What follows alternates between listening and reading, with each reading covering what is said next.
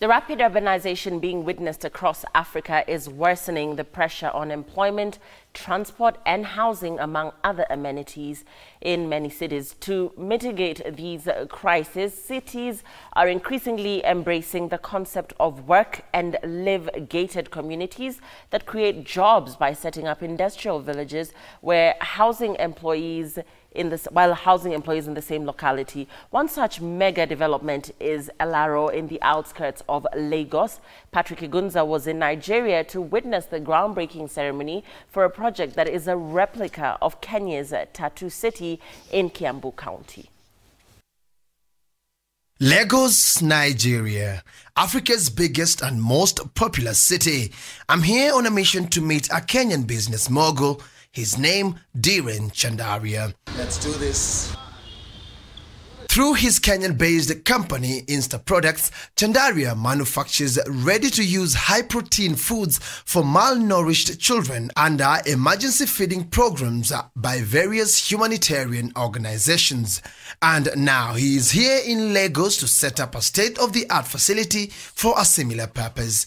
He is investing an estimated 1.8 billion shillings in this factory. According to Chandaria, this is going to be the only one of its kind in the world.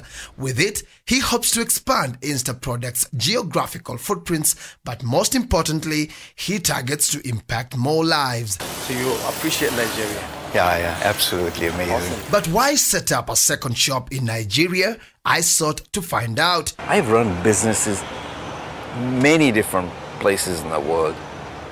Nothing comes close to this. Lifetime corporate tax free, lifetime dividend tax free.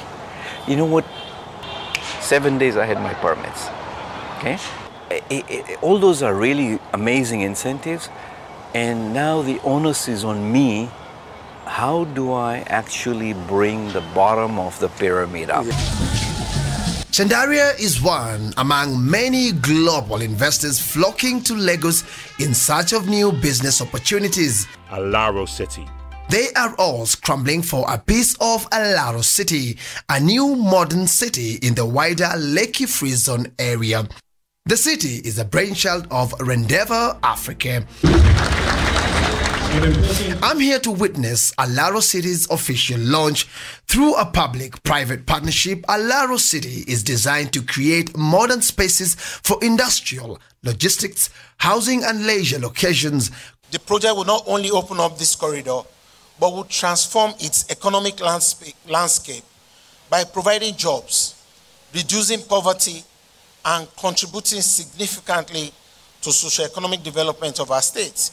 Now, Alaro is no doubt a city in the making, and it is being modeled around the work, live, play concept of development. And according to the developer, it will be occupying an estimated 2,000 hectares of land. Think about it, 2,000 hectares of land here in Lagos. Let's put that into perspective. So big is the new city that Victoria Island, which stretches for about 800 hectares, can go into Alaro City 2.5 times. The city borrows its concept from a similar project back at home, Tatu City, and this is because Kenya and Nigeria have several things in common, chief among them unplanned developments, rapid urbanization, never-ending traffic gridlocks, and an acute housing shortage. They are not just creating a city that is just houses, no. Where it's set up is near the airport. Near there, you have the seaport. Near there, you have the Dangote refinery. That is a whole new ball game. Alaro becomes the latest city under Rendeavor. The company is constructing 6 other modern cities across 5 countries in sub-Saharan Africa. But as Alaro City starts to take shape, I seek to establish the progress at Tatu City close to a decade since its launch. Here, it is clear that things are looking up despite the many legal and political battles that Tatu has had to confront. So far, 20 kilometers of the total 120 kilometers of roads have been tarmacked, electricity is on large supply, and so is water. Housing developments designed to suit different income levels are equally under construction, with Kijani Ridge as one of the highlight residential developments. Tatu's industrial park is 87% sold with 34 companies already on board. And it doesn't end there. Several schools are also in operation here, including Nova Pioneer and Crawford International Schools. Having such institutions established in Tatu cements the city's developers' aspiration to see the project come to fruition. Had it not been for the litigations that have been there and reported about, do you think you would be farther? We would be a bit further along. But, you know, if you're going to build something big, if you're going to create a lot of value, I guess inevitably you will always attract some unwarranted attention. Now, the desired implementation of Tatu City has somewhat been hampered by the several litigations that have been witnessed here over the years. But with many of those cases now having been dispensed with, the developer Rendever holds that this is a project that was preconditioned for takeoff and nothing can easily stand in its way. It's clear to everyone you are creating tens of thousands of jobs. You're creating billions of dollars of investment. You're educating thousands of school children in new schools.